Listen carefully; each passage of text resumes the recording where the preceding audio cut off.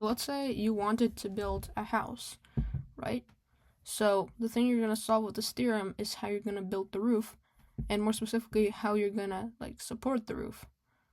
So you're going to draw the triangle, the outline, and you can just support it like this on the angles, but that would not be a very good idea because the top will be left vulnerable to damage, like hurricane or pretty much anything, and you're going to be left with a pretty sad part of the roof. Kind of looks like this. So we don't want that.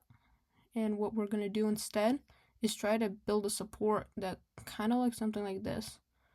That will provide the most support. Now, if you just kind of eyeball it without using the theorem, the roof will still be vulnerable.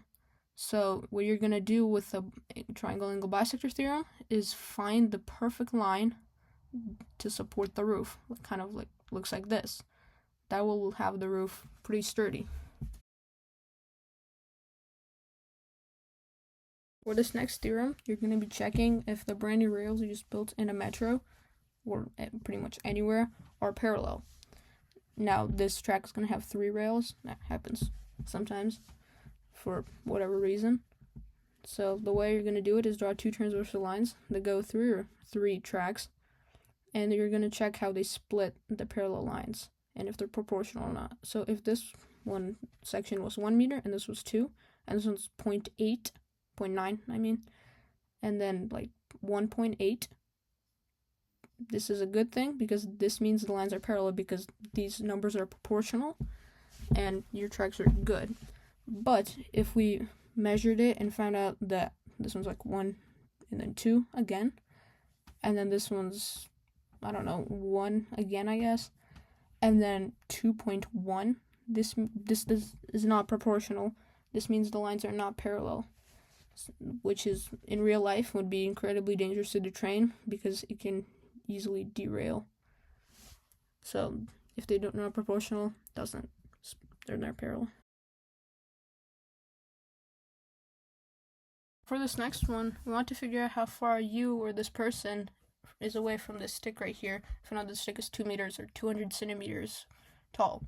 So you'll start by drawing an imaginary triangle starting from your eyes to the bottom of the stick. Then the triangle is going to go up the stick to the very top and then finish off by going to your eyes again. Next, we are going to put a ruler 50 centimeters in front of you, in front of your eyes, like this. So this is going to be 50 centimeters over here. And then you're going to have to make sure that the ruler is parallel to the stick, like that. Then you're going to see how big the stick appears in your ruler. Let's say it's like 5 centimeters or something. Now, since we know that the triangles are proportional, we can find the scale factor by taking the 200 and the 5 centimeters. 200 divided by 5 equals 40. 40 is now our scale factor.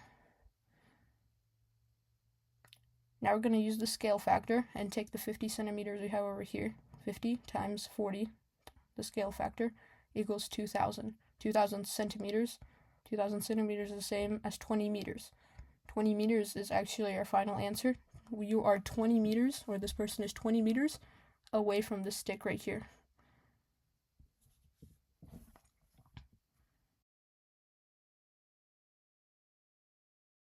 Similarity in triangles was discovered by a Greek philosopher named Thales of Miletus.